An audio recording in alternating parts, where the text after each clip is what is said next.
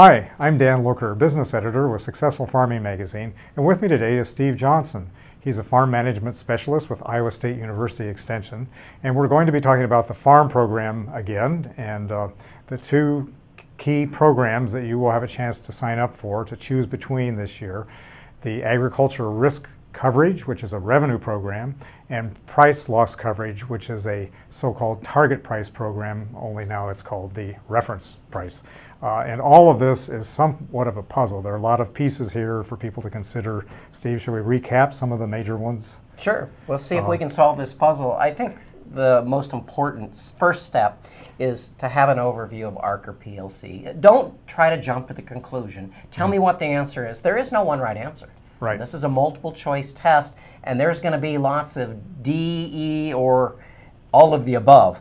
But at least have an overview of ARC-PLC. As you mentioned, ARC, revenue-based, PLC, price loss. ARC is like the old Acre program. PLC is like the old countercyclical program. There's another piece, and I think it's base acreage reallocation. And there's going to be a lot of interest in this. Unless you've planted about the same number of acres in 9, 10, 11, and 12, those 4 years, as what your historic base acres were. If you're planting more corn, less wheat.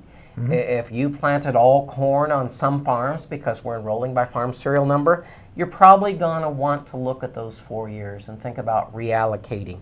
Again, the third piece, and not the one that I would jump to now, would be to update the farm's yields. At some point in time, to make the decision, you're probably going to want to figure out what the farm's yields are, and we think those years will be 8, 9, 10, 11, and 12. We'll call this the PLC yield, but that will be used as the farm's yields, and you'll have a choice. Do I want to keep the old CC yield, which you've probably not been able to change since a period of time of 81 to 85 on corn, or maybe on soybeans, a period of time of 98 to 01. And then we're going to use all sorts of calculators to compare what the ARC or PLC payments. Remember, it's a 5-year commitment for the farm program. Right. So once you sign up for ARC or PLC, we think next winter for 14 you're in the program for the next 5 years. And then I think something not to forget is the importance of getting the landowner and the operator's signatures.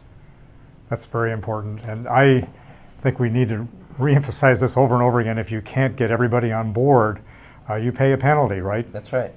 You're not in the program in 2014 in either ARC or PLC. Yeah. And if you never reach an agreement, USDA will put you into the PLC as a default. And a lot of landowners, especially cash rent landowners, that probably have no idea about what this program is, but it's likely going to require their signatures. Let's take a look at some simple examples of reallocating basis. Oh, that'd be great, Steve. Acreage. Again, the first one we'll look at, let's pretend this is a 100-acre historic base. 50 acres of corn, 50 acres of beans. This farm was probably signed up in the program in 2003, and the direct payments and the countercyclical payments were all based on this 50-50. This is called historic base. Now, let's look at what the farm's planted acres actually were. And I'll use a typical corn belt example, corn beans. You have to be able to compare what was planted on the farm. These are the acreage reports, or FSA Form 578s, in 9, 10, 11, and 12. Notice that this particular operator is still planting 100 acres, but he's planting more corn. Right. So in our calculation, we'd have to create some sort of a weighted average reallocation. In our example, it would be a reallocation of 65% corn, 35% beans.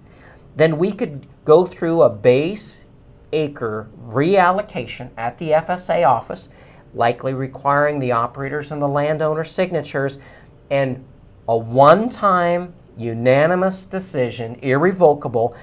Here's what that'd look like. In example 1, that request could be at ARC-PLC sign-up for 65 acres of corn and 35 acres of beans. It's still 100 acres, and you cannot exceed the historic base acres.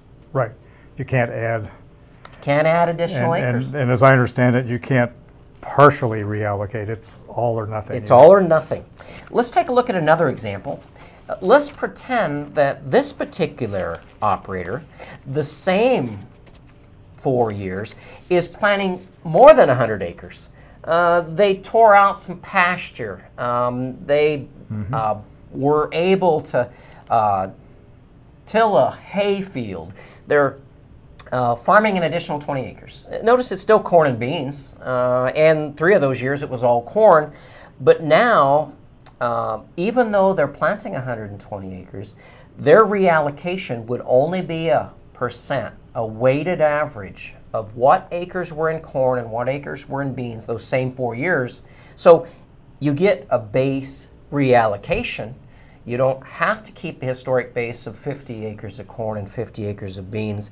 In this example, that farm operator and their landowner could reallocate their base acreage, and that farm could then be 75 acres of corn and 25 acres of soybeans. Notice, even though there was an additional 20 acres that were farmed, you cannot reallocate more than the historic base. Right. Well, and that's not all that unusual of an example either. I think a lot of folks have done a little bit more corn the last few years, and it's good that people will have that opportunity. Yeah. I guess we don't know exactly when that's going to be.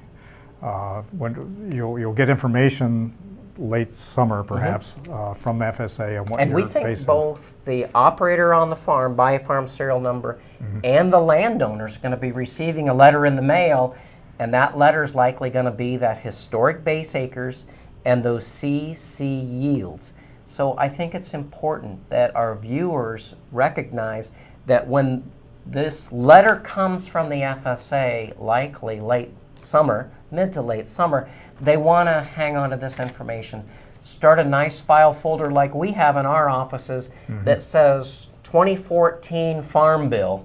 Right. And this happens to be base acreage reallocation as well as yield updates. And you should have a fair amount of time to use university calculators to take a look at this, consider how you want to do this, and it may be even late fall or winter before you actually do this, because if you read the fine print, it says that you can't reallocate until the final regulations have been published. And we don't know when those FSA regulations will be published, but at least we've got an early indication the importance of keeping track of understanding historic base and base acreage reallocation, and then hopefully by fall, when those letters are mailed, we'll be talking about making those decisions as well as updating farms' yields.